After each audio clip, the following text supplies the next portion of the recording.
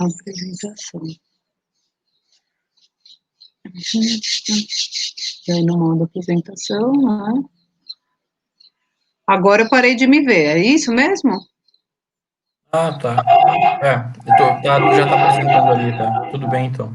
Ela tá aqui pra mim, o que tá aparecendo no YouTube.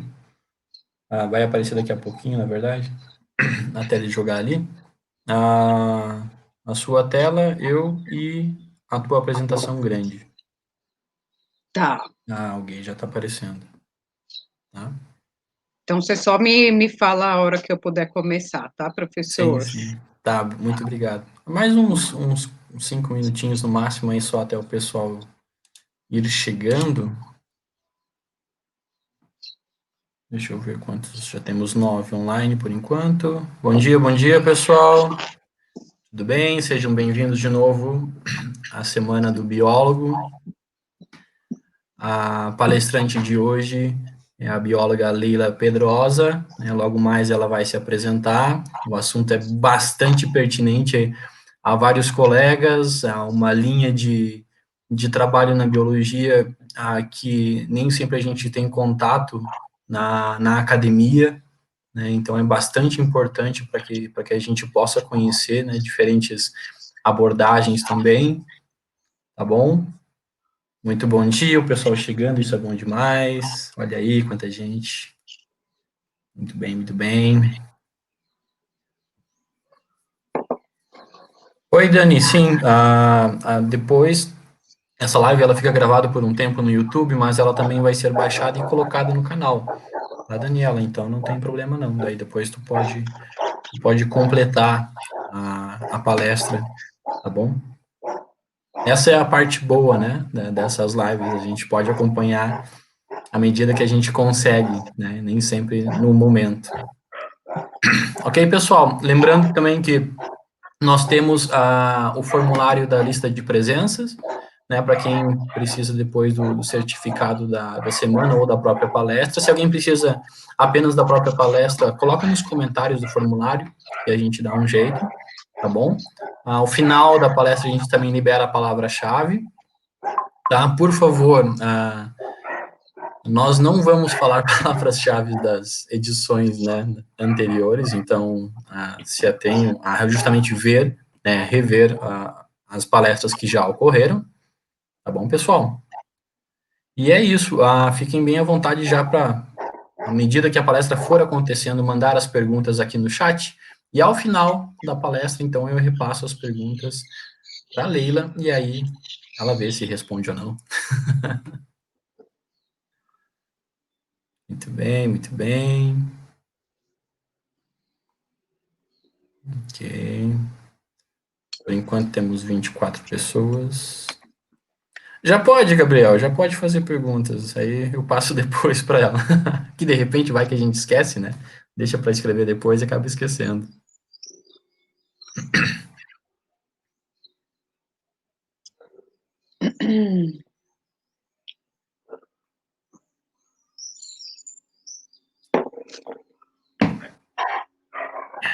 Muito bem, muito bem. Bom, Leila, primeiramente, bom dia, muito obrigado, né, pela possibilidade de compartilhar com a gente a tua experiência profissional, né? A gente fica bastante feliz, né, em ter principalmente pessoas também de fora de Santa Catarina, né, que atuam fora de Santa Catarina, para que a gente possa ver outras realidades, né, além do que a gente, digamos assim, está um pouco mais acostumado, tá bom? Tu fica extremamente à vontade, tu tem o tempo que a gente combinou ontem, mas se achar melhor se estender ou encurtar também, né, só me avisa que a gente dá um jeitinho, tá bom? E eu vou sair agora, como eu tinha comentado, eu saio da telinha aqui, mas qualquer coisa pode chamar que a gente dá um jeito, tá bom? E aí, ao final da palestra, tu pode encerrar a apresentação e eu começo a puxar as perguntinhas para ti, tá bom? Por favor, fica à vontade, muito obrigado. Tá certo, professor Emerson. Bom, primeiro, obrigada pelo convite para estar aqui com vocês, então, na Semana do Biólogo, né, da Univille. É um prazer poder falar do nosso trabalho, tá?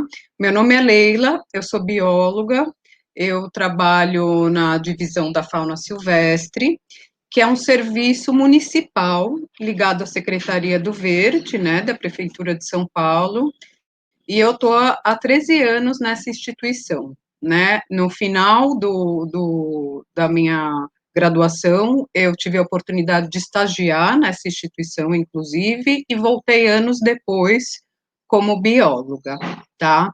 Então, hoje, eu vou contar um pouquinho para vocês da nossa experiência, né?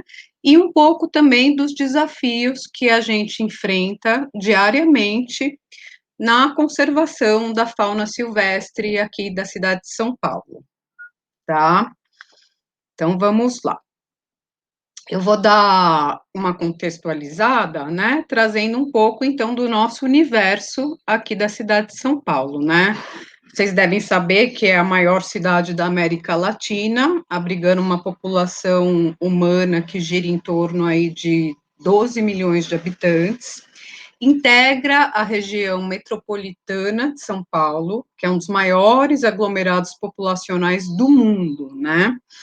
E é uma cidade que cresceu e continua crescendo por meio de um processo intenso de urbanização, muitas vezes desordenado, em meio a um dos biomas mais ricos e biodiversos do mundo, a Mata Atlântica, né? E à medida que a cidade cresce, ela promove alterações nos seus componentes naturais, certo? Por exemplo, em termos de redução e fragmentação da cobertura vegetal original, gerando uma pressão sobre a biodiversidade local, muitas vezes com efeitos adversos a esta, né? Então, esse contraste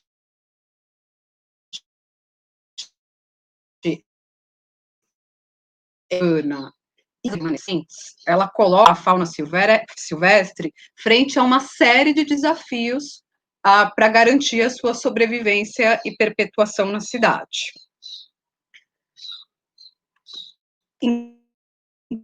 Então, nesse contexto, em 1993, foi criada oficialmente a Divisão Técnica de Medicina Veterinária e Manejo da Fauna Silvestre, mais conhecida como DEPAV-3, com atribuições específicas de receber a fauna silvestre vitimada da cidade de São Paulo, do município de São Paulo, prestando assistência médica veterinária e biológica, visando a reabilitação e reintrodução desses animais, né? A primeira sede, ela foi implantada no Parque Ibirapuera.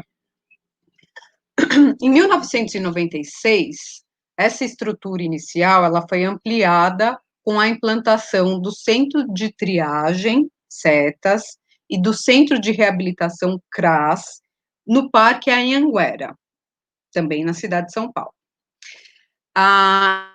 Em 2012, houve a inauguração do CEMACAS, que é o Centro de Manejo e Conservação, dando a esse serviço uma estrutura muito mais adequada para a gente conseguir desenvolver os nossos trabalhos de reabilitação da fauna, né, de atendimento médico veterinário e reabilitação. Em 2014, por meio de uma portaria intersecretarial entre a Secretaria do Verde e a Secretaria Municipal de Segurança Urbana, foi criado o serviço de resgate de animais silvestres vitimados, que é um serviço composto por 2 equipes especializadas do efetivo da GCM, para atender determinados casos que eu vou explicar um pouquinho adiante, tá? Então, essas imagens, à esquerda, a gente consegue ver a unidade Ibirapuera, ao centro são as dependências do CEMACAS, é bem grande, assim, né, uma estrutura bem grande, e aqui, à direita, a imagem da nossa diretora com uma das equipes do serviço de resgate, né? Então, com isso, a gente tem 2 unidades de recebimento da fauna silvestre vitimada, uma no Parque Ibirapuera, a outra no Parque Anhanguera.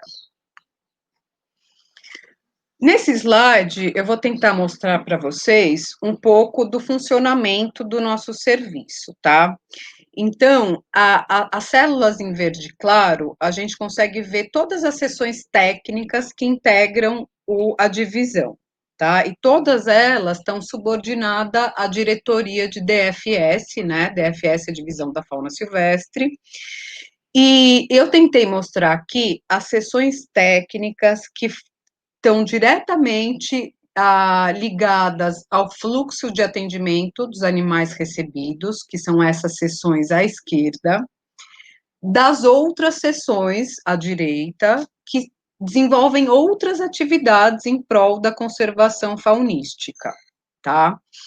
Então, a célula vermelha, ela destaca aí o início das nossas demandas, tá? Na figura do animal silvestre vitimado ou em situação de conflito. Essas demandas, elas chegam até nós por diferentes canais de comunicação, e-mail, telefone, os canais de comunicação oficiais da prefeitura, né, de São Paulo, e também por diferentes atores, seja no papel do munícipe ou de órgãos oficiais, tá?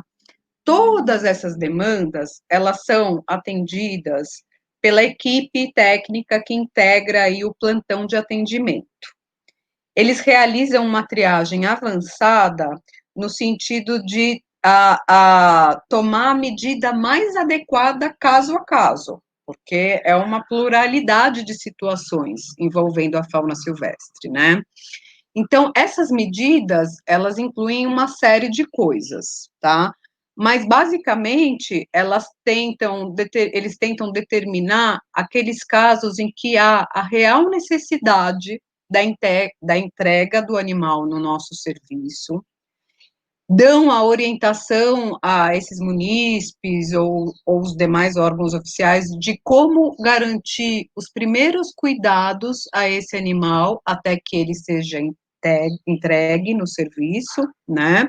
E também tenta determinar aqueles casos que necessitam de manejos mais específicos, né? Que requerem a atuação mais especializada, de uma equipe mais especializada. Então, nesse momento, eles acionam o serviço de resgate e também eles visam determinar até casos que precise acionar o corpo técnico mesmo, né? Os veterinários, principalmente naquelas ocorrências em que envolve a necessidade de contenção química do animal, tá? Então, feito esse primeiro atendimento, os animais silvestres, eles podem dar entrada no serviço por 3 sessões técnicas diferentes, que são quarentenário, a clínica e o berçário, dependendo aí das condições do animal, né, do seu histórico. Bom, após a alta clínica dessas sessões, havendo a necessidade, os animais são direcionados ao CRAS, ao Centro de Reabilitação. E findado esse processo de reabilitação, os animais são encaminhados ao CETAS, que vai providenciar a destinação dos animais, seja cativeiro ou soltura em vida livre. As sessões de laboratório clínico e nutrição, elas dão suporte técnico a todas essas outras sessões, tá? Ao longo do tempo de internação dos animais no serviço. Agora eu vou mostrar para vocês um pouquinho do que cada uma dessas sessões técnicas fazem, tá? Então, a clínica, ela tem a atribuição de prestar assistência médica veterinária, né, aos animais silvestres de vida livre vitimados.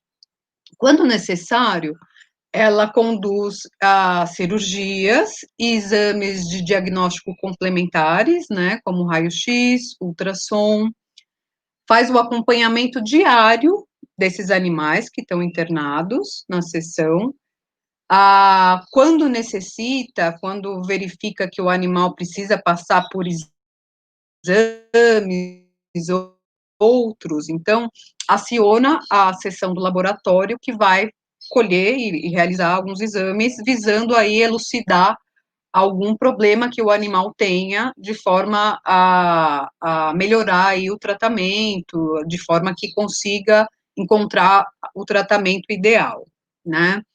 Depois, com a alta clínica, os animais, eles são, então, encaminhados ao CRAS, se necessário, ou ao CETAS, tá? Os filhotes que chegam na divisão, eles são mantidos no berçário, recebendo aí todo o suporte que a imaturidade desses animais exige, né? Então, há o fornecimento de uma dieta adequada, balanceada, para cada faixa etária de cada espécie, o uso de determinados equipamentos, como incubadoras, aquecedoras, tudo isso visando o melhor desenvolvimento e crescimento desses filhotes, para que eles tenham chances, então, de serem reintroduzidos, tá? O quarentenário, ele é responsável pelo recebimento dos animais oriundos de apreensões conduzidas pela GCM ou PM ambiental, tá? E também pelo recebimento e manutenção daqueles animais com histórico de cativeiro, de modo que eles não entrem em contato com os animais de vida livre, evitando que haja a transmissão de doença entre esses dois grupos. O CRAS, então, após a alta clínica dessas 3 sessões, quando há necessidade, os animais são encaminhados aí ao centro de reabilitação. Então, essa sessão, ela é responsável por desenvolver uma série de procedimentos técnicos visando a reabilitação desse animal com vistas à sua reintrodução, né? Não é todo o animal que chega na divisão que, que precisa passar por esse processo, né? Geralmente são aqueles filhotes ou os animais que necessitam desenvolver exercícios específicos, né? Então, essa sessão, ela conta com recintos de dimensão adequada, né? Muitas vezes de grande dimensão. Esses recintos, eles passam por um processo de enriquecimento ambiental, né, visando simular o ambiente do qual o animal se origina, né? E nesses recintos, daí, a equipe consegue desenvolver uma série de procedimentos, como teste de voo, teste de caça, formação de bandos e grupos, né, para as espécies gregárias, né, que tem que ser soltas no bando, no grupo, né, e, e essa equipe também, ela realiza o teste de aptidão à vida livre dos animais que estão sob sua tutela, né.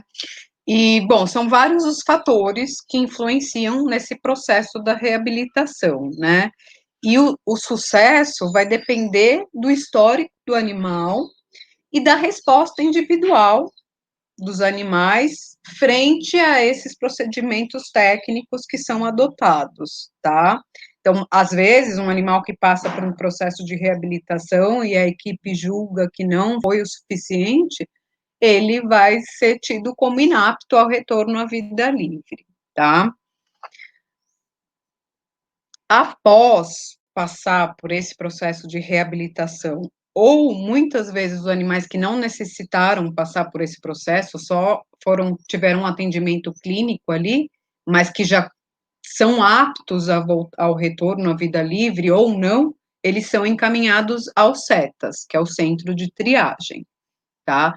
Essa equipe, ela realiza o anilhamento de todas as aves que vão ser destinadas, né, e providencia toda a documentação legal para o transporte dos animais e para a sua destinação. A destinação pode ser soltura, a vida livre, nos casos em que os animais estão realmente aptos a esse retorno, ou para cativeiro, quando após o teste de aptidão verifica-se que eles são considerados inaptos, né? Então, as solturas à vida livre, elas ocorrem nas áreas verdes municipais e em áreas de solturas cadastradas também. Já a destinação para cativeiro ocorre para zoológicos ou criadores conservacionistas, tá? E essa equipe, ela também é responsável pelo repatriamento dos animais silvestres recebidos de outros biomas brasileiros. Aqui eu coloquei um vídeo da soltura de um gavião asa de telha, a título ilustrativo mesmo do trabalho, tá? Porque eu acho que é a situação mais gratificante do trabalho, é poder retornar um animal silvestre à vida livre, né? Então, por trás dessa cena bela, tem todo o envolvimento e o engajamento de uma equipe diversa para garantir fatos como esse, né? O retorno de um animal silvestre à natureza. É o momento realmente mais gratificante do serviço, né?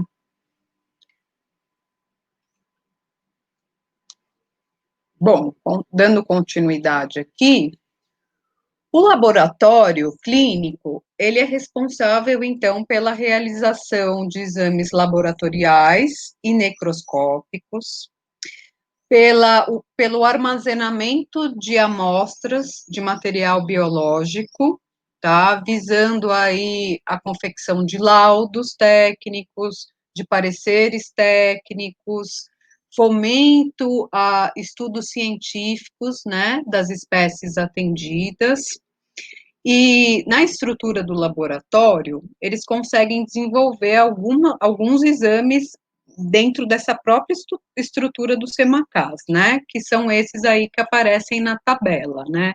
Como copro, hemograma, bioquímica sérica, citologias, pesquisa de ectoparasitas e exames direto no geral. Outros exames, eles são feitos também em parceria com outras instituições. A exemplo do CCZ, que é o Centro de Controle de Zoonoses, né, que é ligado a outra secretaria municipal, que é a Secretaria de Saúde, e outros institutos, como o Adolfo Lutz, Instituto Biológico e até mesmo instituições de pesquisa e ensino, tá? E essa sessão, ela, como eu falei anteriormente, ela dá suporte técnico às outras sessões que estejam com os animais internados, né? A qualquer tempo durante aí toda a internação do animal. A sessão de nutrição, ela é responsável pela alimentação e nutrição de todos os animais internados no serviço, tá? Ela faz o preparo diário dos cardápios, observando aí as necessidades nutricionais de cada espécie, em cada fase de vida, né? E além disso, ela cuida do biotério, que é voltado para a criação de invertebrados e outros animais usados na alimentação dos animais, tá? Essa seção, ela também cuida, né, ela gera e acompanha os processos de compra de ração, de frutas, legumes, verduras usados na alimentação dos animais. E também ração das aves ornamentais, que eu vou falar um pouquinho mais para frente. O IEP é essa seção técnica que que trabalha com a informação estatística e planejamento, né? Esse pessoal ele vai organizar toda a informação dos animais atendidos no nosso sistema oficial, que é o Cisfauna, né? Além disso, essa equipe cuida também de materiais informativos e educativos, né? Através da elaboração desses, divulgação, promove cursos também, né, ligados à temática de conservação de fauna. Aqui a gente tem alguns exemplos, né, então, de publicações oficiais, né, como Guias das Aves, do Ibirapuera, o livro da fauna silvestre, que conta um pouquinho sobre o nosso trabalho. Aqui, na outra imagem, são vídeos que foram feitos num projeto de reintrodução de bugios, né, aqui é a colega Marcina, já aposentada, promovendo um curso aí para as crianças da Zona Sul de São Paulo, de Parelheiros. Bom, como eu havia falado anteriormente, a divisão de fauna, além dela contar com essas sessões técnicas que lidam diretamente com os animais recebidos, né, ela conta com outras sessões que desenvolvem outras atividades de conservação também muito importantes, né. A exemplo disso, a gente tem a seção de biologia, que é responsável por realizar o inventariamento da fauna silvestre no âmbito do município de São Paulo, né? Esse trabalho, ele visa conhecer a biodiversidade e a abundância da fauna silvestre no município, né?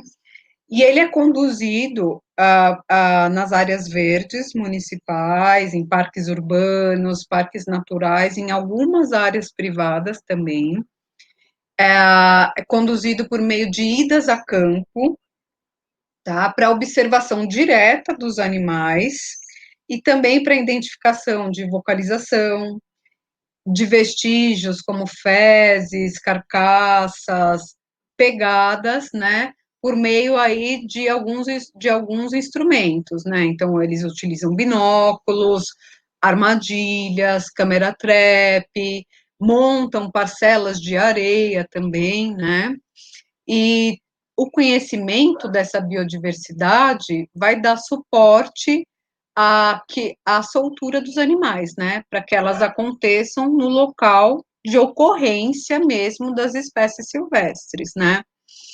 É um trabalho importante também, porque ele nos sinaliza o grau de perturbação ou conservação de uma determinada área verde, tá. Esses dados do inventariamento, eles são publicados periodicamente nas listas oficiais de fauna, que é um exemplo é essa imagem à direita acima, tá?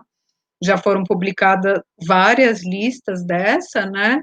Geralmente é de 2 em 2 anos, tá? A última publicação foi em 2018. Essa equipe, ela também faz o monitoramento pós-soltura, né, para verificar o sucesso ou o insucesso de determinadas solturas. Além disso, é uma equipe que elabora e emite pareceres técnicos, tá, relativos à fauna silvestre em diversas questões. E também essa equipe, ela, em conjunto com a SAVE Brasil e o Instituto Butantan, conduz o programa Vem Passarinhar, que é um programa voltado à observação da avifauna, conduzido aí em alguns parques urbanos, de forma mensal, né, são eventos mensais, aberto e gratuito a toda a população, né? Ela visa aí o engajamento da população no geral, nas questões relativas à conservação de fauna, observação de fauna, né? O que é muito importante porque dá um fôlego e fomenta a ciência cidadã. Já a seção de medicina veterinária preventiva é uma equipe que também elabora e emite pareceres técnicos. Além disso, ela dá suporte técnico à administração das áreas verdes. Cada parque aqui em São Paulo tem um administrador também ligado, né, à Secretaria do Verde, e muitas vezes a equipe da divisão de fauna, ela vai a campo, em vistoria técnica, junto com essa equipe da administração do parque, para pensar melhores formas aí de conduzir várias ocorrências, várias situações envolvendo a fauna silvestre, ou muitas vezes também em questões onde há interface entre a fauna silvestre e outros tipos de fauna, que são encontrados também nos parques municipais, né, nas áreas verdes. A exemplo da fauna doméstica, né? Muitos parques aqui em São Paulo têm populações residentes de animais domésticos, porque aqui em São Paulo, no estado, né, a eutanásia foi proibida já há bastante tempo, 2008, né? E o Centro de Controle de Zoonoses, ele não tem uma estrutura grande capaz de absorver todos esses animais que estão em situação de rua, né? Então, acaba se formando populações residentes em determinadas áreas das cidades, e quando são em áreas verdes, a gente tenta pensar soluções, né, algumas medidas paliativas mesmo, para que haja uma convivência segura aí, né, uma coexistência segura, tanto a fauna doméstica, né, que precisa também de alguns cuidados, e a fauna silvestre também. Além disso, essa seção, ela cuida, ela mantém e acompanha as aves ornamentais que compõem o acervo público dos anatídeos, né, formado aí por cisnes, gansos e marrecos. São animais que estão distribuídos em 6 parques municipais, e ele com finalidade de ornamentação, né, para a população frequentadora do parque. Mas esses animais, eles são importantes também, porque eles funcionam como sentinela de algumas doenças, né, que podem estar circulando, então eles são periodicamente manejados, né, aí a coleta de material biológico para pesquisa de determinadas doenças, né. Essa equipe da medicina preventiva, ela também é responsável por fazer a vigilância dos agravos à fauna silvestre da cidade. E esse trabalho de vigilância, ele é dividido em 2 frentes: a vigilância ativa dos agravos e a vigilância passiva. Nesse slide, a gente consegue ver as imagens fruto da vigilância ativa, tá? Ela é conduzida atualmente para 5 grupos animais: capivaras, primatas, morcego, gambá e os anatídeos, né, como eu acabei de falar, e ela é conduzida nas áreas verdes, né, em determinadas áreas verdes, então, é por meio de idas a campo também, havendo a captura intencional de animais silvestres, de determinadas, né, populações aí desses animais, com o objetivo de coleta de material biológico para pesquisa de determinadas doenças, né? Então, o nosso objetivo aqui é ver o grau de envolvimento de determinadas populações silvestres na circulação de determinadas doenças, tá? A vigilância passiva, ela tenta determinar, então, os outros agravos que não os transmissíveis e que acometem a fauna no meio urbano, tá? Os próximos slides que eu vou mostrar, eles mostram os resultados de um estudo que a gente conduziu aí com os dados de 2017 e 18, com relação a esses agravos não transmissíveis, tá? Então, todos os animais que a gente recebe no serviço, eles passam por exames clínicos, necroscópicos, né, laboratoriais, que, quando possível, nos sinalizam a injúria que o animal sofreu e que motivou a entrada dele no serviço, tá? Então, analisando esses dados desses 2 anos, avaliando aí mais de 10.000 indivíduos, a gente chegou aos principais motivos de entrada desses animais no serviço, nessas proporções aí demonstradas na tabela à esquerda, né? Então, a gente percebe, por exemplo, que o trauma foi um motivo importante, que corresponde aí a 33 0,1% dos casos, né? Esses traumas, eles são de origem conhecida. A gente, por meio do histórico do animal, então, o histórico, né, de encontro desse animal que o munícipe coloca, ou a GCM, a gente sabe o que ele sofreu. Então, ele é computável, né? Porque muitos animais que a gente recebe e que foram traumatizados aí na cidade, a gente não consegue saber o que causou, né? Mas esses 36% são de origem conhecida. Então, a gente destrinchando esses traumas, a gente chegou, então, nos 5 principais agravos à fauna silvestre, que acometeu a fauna silvestre nesses 2 anos de monitoramento, tá? São eles: a predação por animais domésticos, colisão em vidraça, linhas de pipa, né, interação da fauna com linhas de pipa, atropelamento e acidente elétrico, acidente na rede elétrica. Eu vou contar um pouquinho para vocês, então, cada um desses agravos, tá? Bom, predação por animais domésticos. Dos mais de 3.000 aí, 3.468 indivíduos de silvestres recebidos por nós, desses, 14,5% foram vítimas de predação, tá? Desse montante, né, 82,7% foram vítimas de predação por cão ou gato doméstico, sendo aí a taxa de predação por cão igual a 40%, né, em torno de 40%, e por gato em torno de 42%. Apenas os cães domésticos, eles foram responsáveis pela predação de espécies de 22 ordens taxonômicas diferentes, tá? Mas os grupos mais atingidos foram os do passeriformes, marsupiais e columbiformes.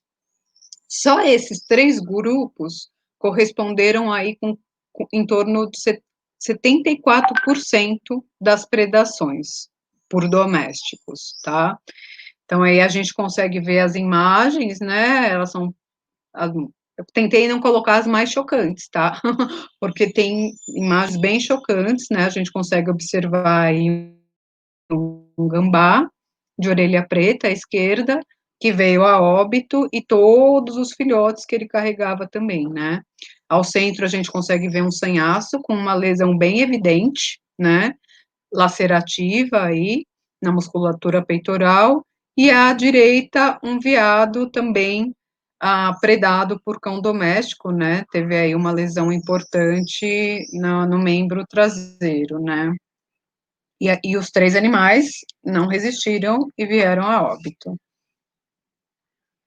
Bom, aqui no gráfico à esquerda, a gente consegue ver as espécies mais atingidas por predação, né, por animais domésticos. E essas 6 espécies, só elas foram responsáveis por, representam aí 66% dos eventos de predação, só essas 6 espécies. Mas vale mostrar que a gente recebeu também um total de 76 espécies diferentes vítimas de predação. A letalidade desse agravo é alta, né? Para cão, gira em torno aí de 78% e para gato 72%. E essa alta taxa de letalidade, ela está relacionada justamente à gravidade dos ferimentos provocados, né, nos eventos de predação, que envolvem aí lesões lacerativas, podendo atingir muitas vezes, então, como a gente viu, órgãos internos, né?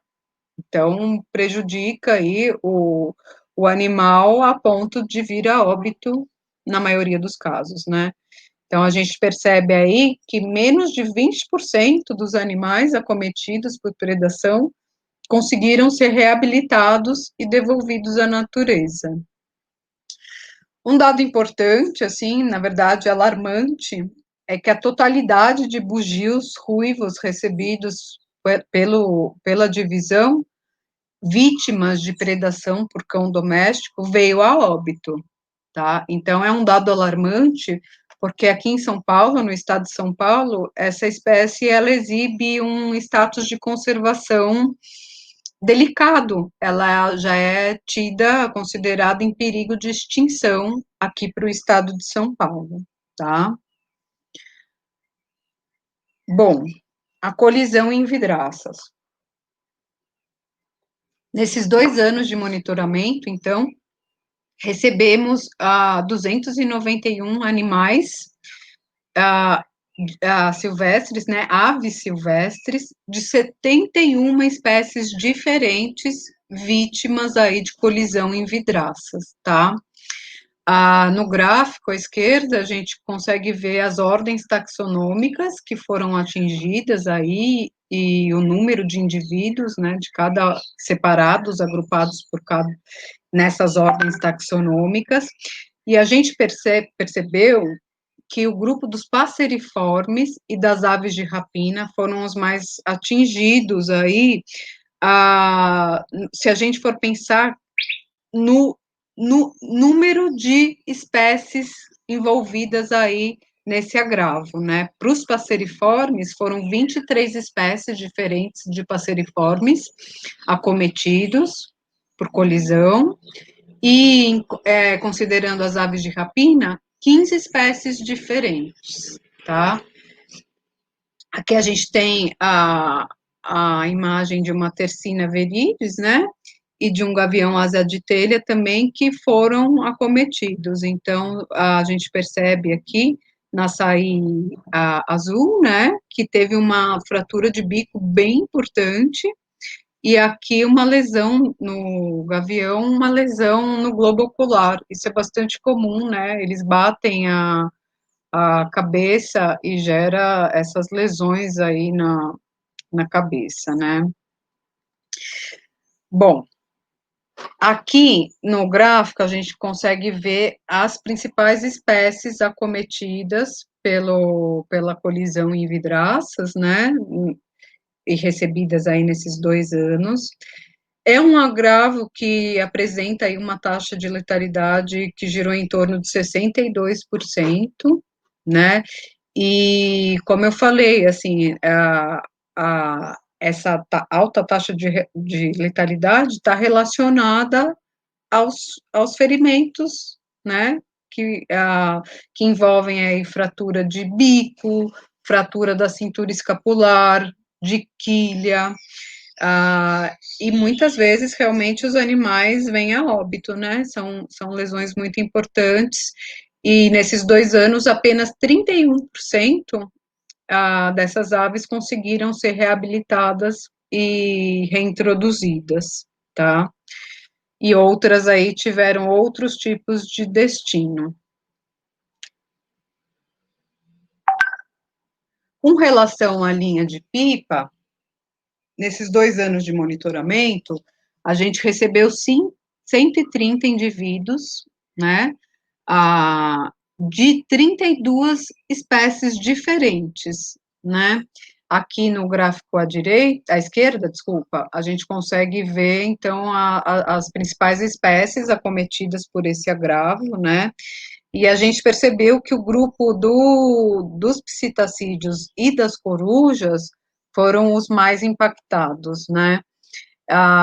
Também é um agravo que exibiu uma taxa de letalidade que girou em torno de 58%, né, e que também está relacionado às lesões provocadas, né. Nesse agravo, a gente percebe que existem 2 tipos de lesões: as lacerativas e as constritivas, né. As lacerativas, elas ocorrem, principalmente com um animal em deslocamento, né. Então, um animal voando se defronta com aquela linha e causam essas lesões lacerativas, cortes mesmo, principalmente na asa, né. As lesões constritivas, a gente acredita que elas aconteçam quando o animal está empoleirado na vegetação e por algum motivo se emaranha na linha que já está presa a essa vegetação, né, e ele vai se emaranhar todo ali, a gente recebe bastante, principalmente periquito rico, né, com os membros pélvicos e as patas totalmente enrolada nessas linhas, né. Então, a em São Paulo, se tem uma legislação estadual que proíbe o uso de cerol na linha, né, mas mesmo a linha desprovida do cerol, né, dos vidrinhos cortantes, essas linhas são capazes de causar esse tipo de agravo, né. Então, a só 36% dos animais acometidos por linha de pipa conseguiram ser reabilitados e devolvidos, né, à natureza. Com relação ao atropelamento, a gente recebeu nesses 2 anos de monitoramento, então, 143 animais, né, e a gente percebeu que é um agravo que impacta principalmente a classe dos mamíferos, né, mas impactou também animais de outras classes, né, aves, répteis, até anfíbios também. É um agravo que exibe aí uma alta taxa de letalidade, né, a gente percebe que girou em torno aí de 88%, também devido às lesões que provoca, né, que envolvem aí politraumatismo e rompimento de tecidos moles, né, como órgãos internos, e apenas 10% dos animais por nós recebidos, vítimas aí de atropelamento, conseguiram retornar à natureza, né. Então essa é a imagem de um felino, né, de uma jaguatirica que veio, infelizmente, a óbito devido ao atropelamento. No gráfico à esquerda, então, a gente consegue ver as principais espécies acometidas por atropelamento, basicamente mamíferos, né, se a gente for observar aí, gambá, sagui, veado e bugio, né, tem um teiu aí no meio também, que também foi acometido, né, e só essas 5 espécies, elas representaram aí 53% dos casos de atropelamento, né, sendo que os gambás aparecem aí com 33%, né, dos casos, bom, porque é um animal comum, né, a gente tem que considerar que o gambá de orelha preta é um animal comum na cidade de São Paulo, né, a gente entende até que ele esteja em sinantropia aqui na cidade, né, ele se aproveita, então, e se dá muito bem, ah, no nosso modo de vida, né, se aproveita das condições que o nosso modo de vida proporciona, então não é incomum encontrá-los dentro de lixeiras, né, tentando encontrar e se aproveitar desses resíduos alimentares nossos, né, dos nossos descartes, muitas vezes comem, né, e se abrigam também, é muito recorrente que se abrigam em forros de casas, enfim, estão tentando também se virar e, né, sobreviver na cidade. Mas, embora a gente tenha percebido que afetou, então, animais mais comuns na cidade, também afetou animais não tão comuns, né, como os bugios, os veados, né, que em parques urbanos em São Paulo não são tão comuns, são comuns mais em áreas um pouco periféricas, né, principalmente ali zona norte e zona sul, que em São Paulo a gente tem maciços vegetais ainda bem importantes nos extremos da cidade, né, a Cantareira no norte e Parelheiros no sul. Bom, os acidentes elétricos, a gente percebeu que eles foram mais comuns para os animais de comportamento arborícola, né, já era de se esperar também um pouco, acometeu aí, principalmente os mamíferos, né, eles corresponderam aí a 68%, mais ou menos, dos casos, né, e um dado também importante é que 100% dos mamíferos recebidos, acometidos por eletrocuções, veio a óbito, né. Só os primatas foram responsáveis com quase 60% dos casos, né? E os bugios corresponderam aí a 21% dos casos, né?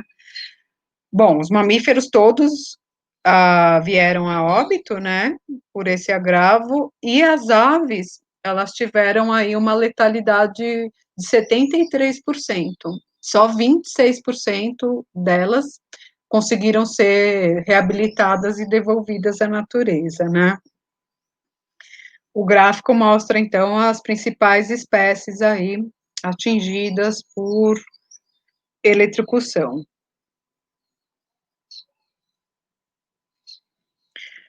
Bom, nesse slide aqui, então, eu vou mostrar para vocês um pouquinho dos resultados alcançados aí ao longo de 27 anos de trabalho da divisão silvestre, da fauna silvestre, né? Então, como eu fiz essa apresentação já há um tempinho atrás, a gente já está a mais de 94 mil animais recebidos, né? Então, esse dado está um pouquinho desatualizado, já estamos para lá dos 94 mil, né, ao longo desses 27 anos. Havendo um predomínio no recebimento de aves silvestres, mas também envolveu aí o recebimento dessas outras classes, né, mamíferos, répteis. As apreensões de animais silvestres, né, então aí fruto das apreensões frente ao tráfico ilegal de animais silvestres, teve um aumento nos últimos anos, tá? E atualmente gira em torno aí de 25% dos recebimentos da divisão. Um dado importante também, garantido aí por meio daquele trabalho de inventariamento faunístico, né, é que já foram para o município de São Paulo registrado mais de 1.000 espécies silvestres na cidade de São Paulo, que é essa grande megalópole, né? E é um trabalho aí que foi conduzido ao longo desses anos em 135 áreas verdes diferentes, em 5 corpos hídricos também, né? Então, a gente percebe aí que São Paulo, embora seja essa grande cidade, essa megalópole, ela ainda abriga uma biodiversidade importante de fauna, tá? No gráfico à direita, a gente percebe que há um aumento do número de recebimento de animais silvestres no serviço ao longo desses últimos anos, né? O que não é um bom indicador para a gente, mas a gente aqui deve considerar que também houve um aumento dos nossos esforços no recebimento e no atendimento da fauna vitimada, principalmente após 2014, quando houve a parceria com a GCM Ambiental, né, que a gente conseguiu ter uma perna a mais para atender os casos, muitas vezes, conflitos dos animais silvestres, né, em situações de conflitos e que há necessidade da atuação dessa equipe especializada na contenção física desses animais, né.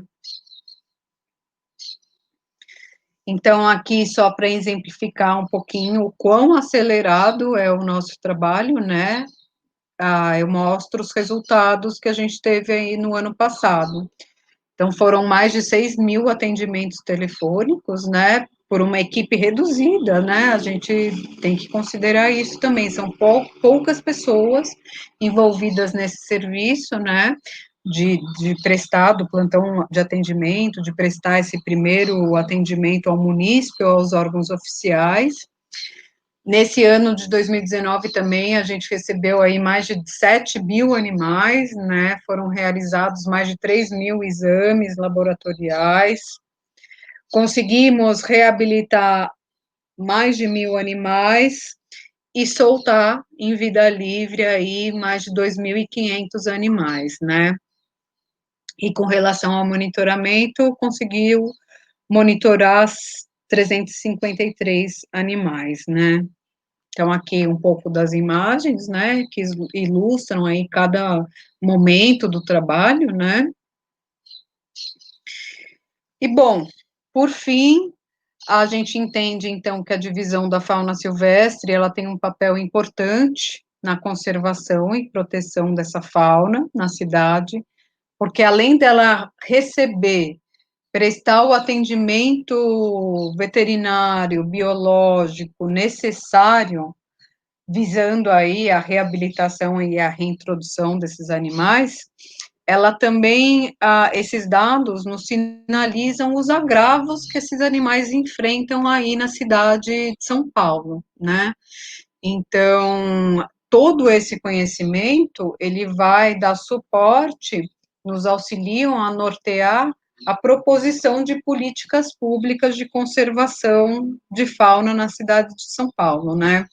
Além disso, a gente consegue estabelecer e sugerir determinadas medidas, às vezes medidas muito simples, que a população no geral pode adotar no seu cotidiano, visando minimizar aí possíveis impactos negativos à fauna silvestre na cidade, né?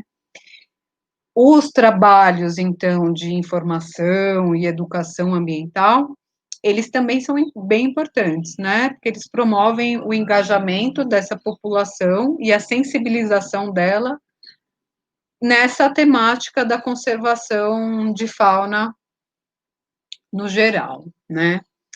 Bom, gente, era isso que eu tinha para mostrar para vocês hoje. Eu espero que tenha sido proveitoso para vocês. E, bom, agora eu vou iniciar aí abrir um tempo para que vocês façam as perguntas, né? Eu espero que eu consiga responder a contento.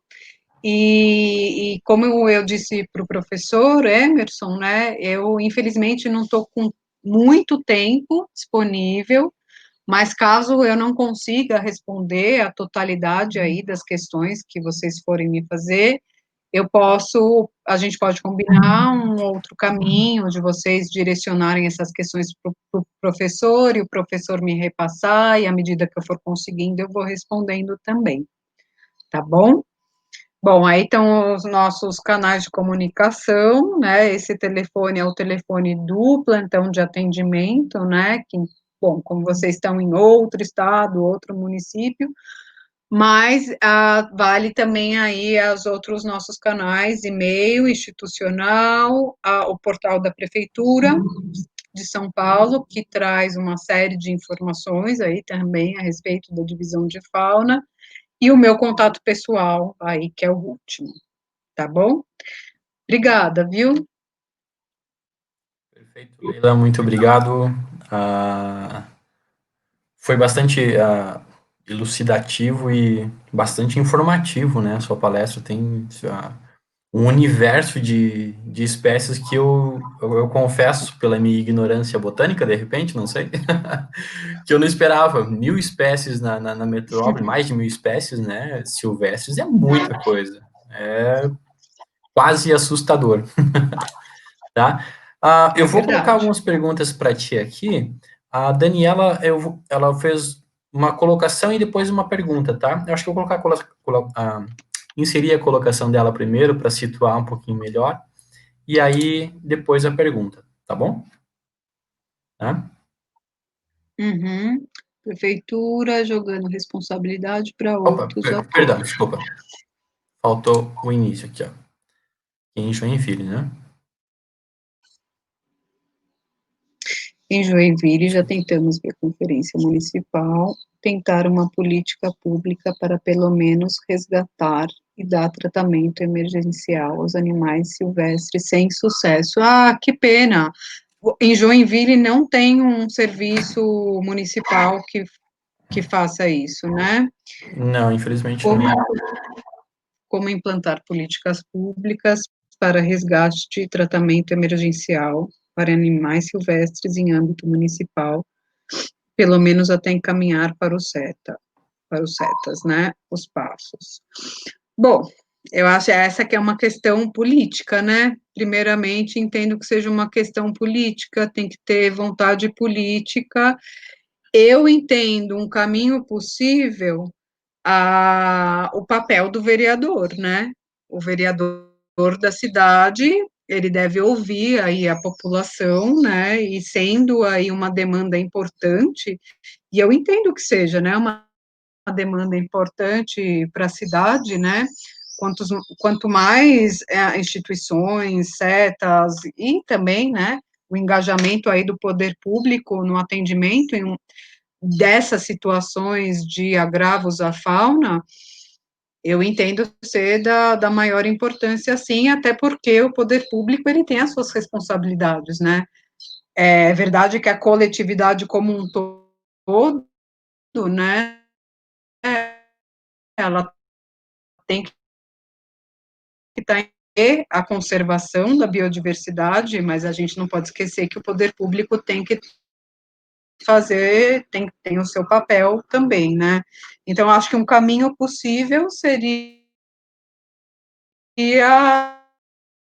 vereador sensível a essa temática, né, que acolhesse essa demanda por parte da população e propusesse, então, via um projeto de lei, que se tivesse um serviço municipal voltado aí ao atendimento dessa fauna, né, e que fosse também um serviço que, óbvio, vai ter um trânsito de informações, ou até mesmo de animais, com outros setas do Estado, né, tem que ter essa rede de colaborações, mas entendo também que seria importante haver um serviço municipal voltado, né. A meu ver, o princípio, né, os caminhos, os passos seriam basicamente esses, né.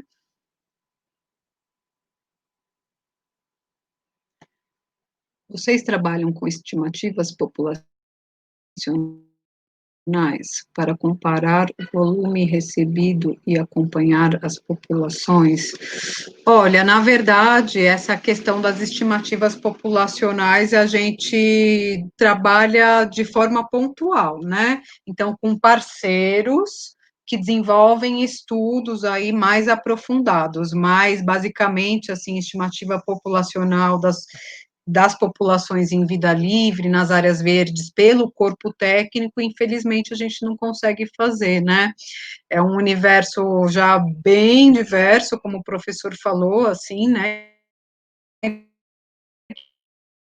envolve vontade não faz, mas como rotina, assim, não se faz esse trabalho de estimativa populacional, a não ser que tenha uma demanda muito pontual também, né? Por exemplo, de um determinado parque que está com uma situação em conflito, por exemplo, teve um trabalho conduzido com sagui, né, que o sagui, a gente aqui em São Paulo, a gente tem o aurita, né, o aurita que é o de ocorrência natural na cidade, mas com essa questão do tráfico ilegal e das pessoas quererem ter animais para si, né, para cuidar, silvestres, eu digo, teve uma moda muito grande de se comercializar e se adquirir saguis, e aqui em São Paulo, né?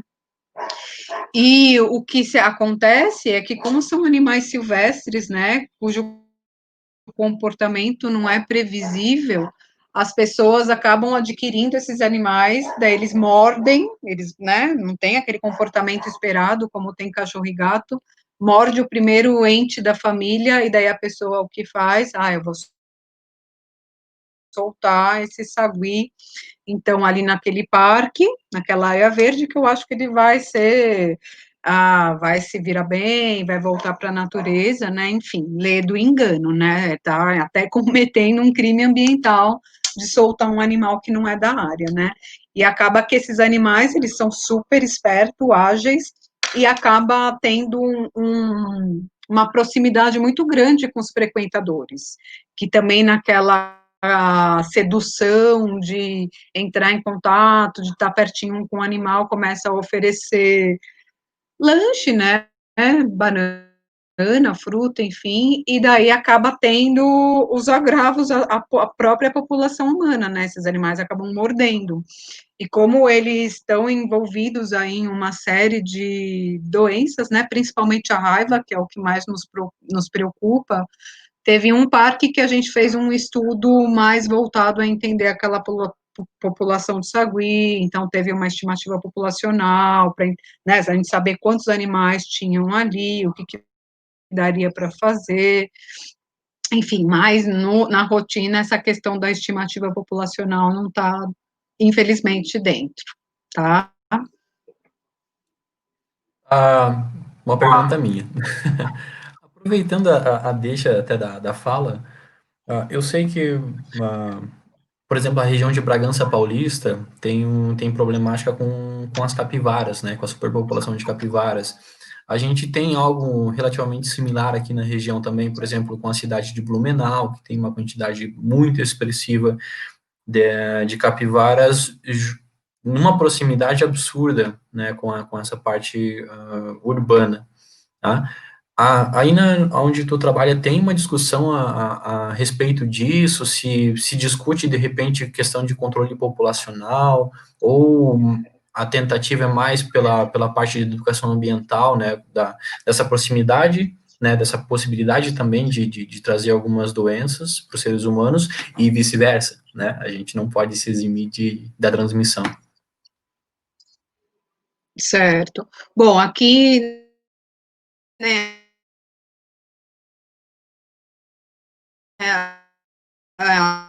também, né, nos rios, né, no Rio Pinheiros, principalmente, que tem uma condição insalubre, né, é horrível, né, enfim.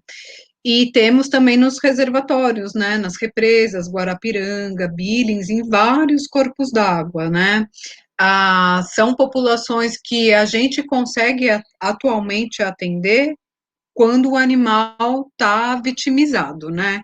Então, a gente consegue conduzir algumas ações, né, para atender esses casos dos animais vitimados, quando eles estão com ferimentos ou muito doentes, mas ainda não conseguimos estabelecer, junto com o governo do estado, um procedimento mais profundo, né, e a gente entende que o controle populacional seria interessante, né, mas ainda está em fases de tratativas com o governo do estado, né, porque envolve áreas também que são de jurisdição de outros órgãos, né, então, CPTM, EMAI, um monte de órgão envolvido, né, porque apenas a equipe da divisão de fauna, ela não tem perna, né, muitas vezes para atender, né, a gente entende que temos atribuições bem definidas e que muitas vezes passam, né, esbarram nessas questões, mas muitas vezes a gente não tem perna, então tem que se fazer trabalhos em parceria com outros órgãos, né. Agora, como eu falei na apresentação, a gente tem a parte da vigilância ativa de determinadas populações, né, então um local que a gente estuda são na Guarapiranga, na represa da Guarapiranga, tá? E também em Pirituba a gente fez um trabalho no, como que chama? Numa sede, assim, da polícia, né, militar, que havia casos de febre maculosa em humanos, né? Então, a gente tem feito, agora com a pandemia, realmente esse trabalho parou, né? Mas até o início do ano a gente estava conduzindo trabalhos de vigilância ativa nessas duas populações, né? Então, no Clube de Campo São Paulo, que é na represa da Guarapiranga, e nessa base da PM em Pirituba, né? Que tem corpos d'água importantes ali, uma população de capivaras importante, conduzido há alguns anos atrás, a população do Guarapiranga começou a exibir título lógica para febre maculosa, né? Então, a gente tem que agir com bastante cuidado, assim, mas entendemos que a questão do controle populacional, ela poderia ajudar, sim, né? Um dos veterinários que trabalha com essa questão da vigilância ativa das capivaras, aí ele trabalha também, bom, faz serviços outros, né, em áreas privadas, né, então a gente tem conhecimento que tem condomínios em São Paulo, no interior de São Paulo, não digo no município, né, no interior, Uhum. capivara, e, e que então pede, faz um estudo, né, contrata todo um corpo de veterinário e biólogo para se fazer um estudo, chamar a população e ver as medidas aí que dá para ser adotadas nesse controle populacional. Ele até estava me mostrando as imagens que eles da autorização pelo governo estadual, né, que é quem faz a gestão da fauna. Perfeito, Espero que eu obrigado. tenha conseguido responder. Sim, sim, sim, já clareia bastante. Eu vou, até pelo tempo que a gente tinha combinado também, né, pela sua disponibilidade, eu vou jogar acho que mais duas perguntas, não sei se tu. Uma delas é mais simples, tá? Um comentário, então, também, né, porque é sempre bom um afago. E a primeira, a Que bom, penúltima, obrigada. desculpa.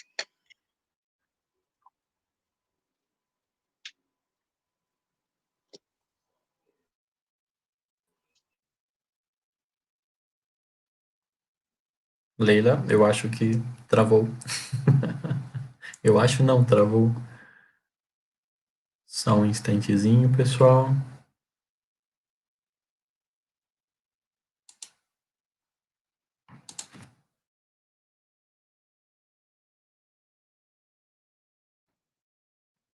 Estou cortada. Ok, retornou. Eu acho. Retornou? Sim, sim. Desculpa, tava dando Então, vou algumas começar pequenas de novo. A travadas gente antes. tem um programa de estágio.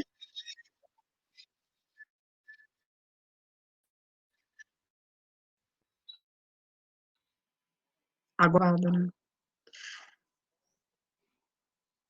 Sim, tá um pouquinho devagar. Eu vou deixar só Oi, você, de então repente posso aparece melhor continuar? aqui. Pode, pode. Então, tá.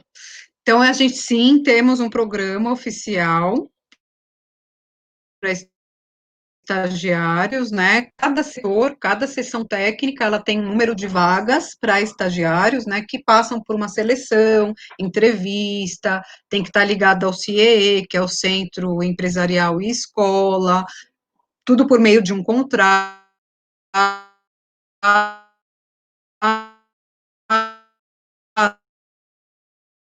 municipal, né? E a faz também para oficializar o programa de voluntários, né? Então, agora, no final do mês, vão estar chegando uma série de voluntários aí para a divisão de fauna.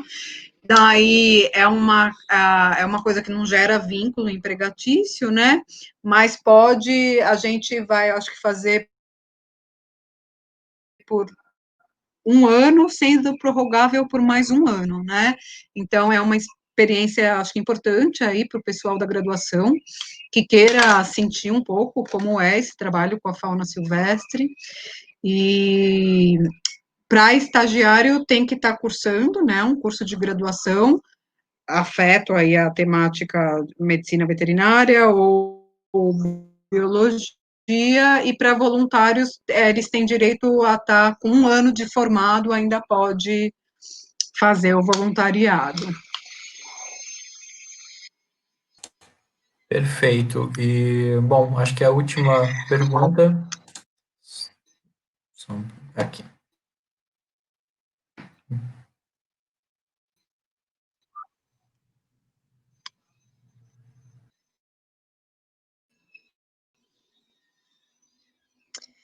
Ai, uma lástima. Nossa, fico com o coração partido também com essa questão do Pantanal e da Amazônia, né? A gente está num momento aí muito ruim mesmo, né, no Brasil, com relação a essa toda essa questão ambiental, né? Mas, assim, para responder a sua pergunta, eu estou um pouco alheia, assim, ao que está de exatamente mais específico quem está atendendo no Pantanal, os animais, né? Mas imagino que todos os CETAs da região devam estar recebendo muitos animais acometidos aí pelas queimadas por dia, o que é uma lástima mesmo, né? É, é a gente não está numa fase muito, nem um pouco, né, boa, né, assim, um retrocesso ambiental, né, a gente